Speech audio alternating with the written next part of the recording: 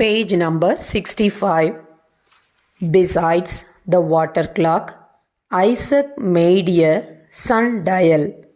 Thus, his grandmother was never at a loss to know the hour, for the water clock would tell it in the shade and the dial in the sunshine. The sundial is said to be still in the existence at Woolsthorpe, on the corner of the house where Isaac dwelt. Isaac possessed a wonderful faculty of acquiring knowledge by the simplest means. For instance, what method do you suppose he took to find out the strength of the wind?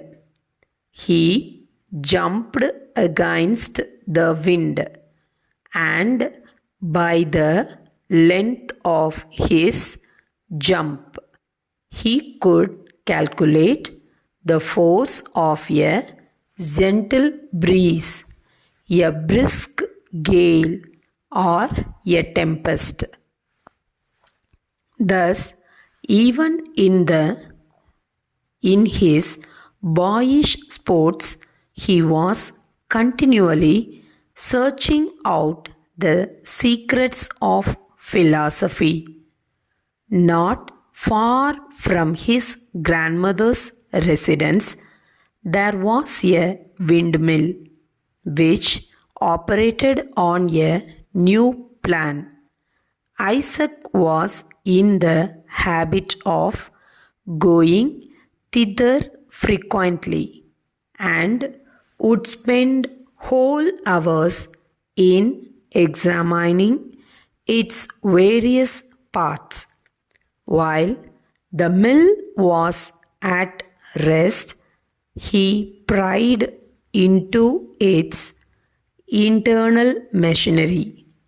When its broad sails were set in motion by the wind, he watched the process by which the mill stones were made to revolve and crush the grain that was put into the hopper.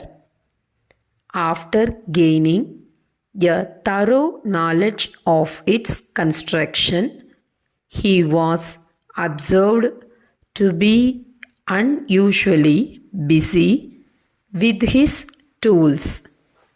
It was not long before his grandmother and all the neighborhood knew what Isaac had been about. He had constructed a model of the windmill, though not so large, I suppose, as one of the box traps which boys set to catch squirrels. Yet every part of the mill and its machinery was complete.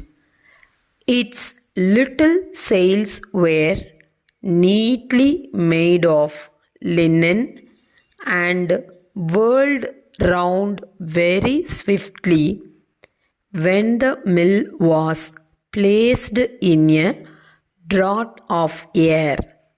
Even a puff of wind from Isaac's mouth or from a pair of bellows was sufficient to set the sails in motion. And what was most curious, if a handful of grains of wheat were put into the little hopper, they would soon be converted into snow white flower.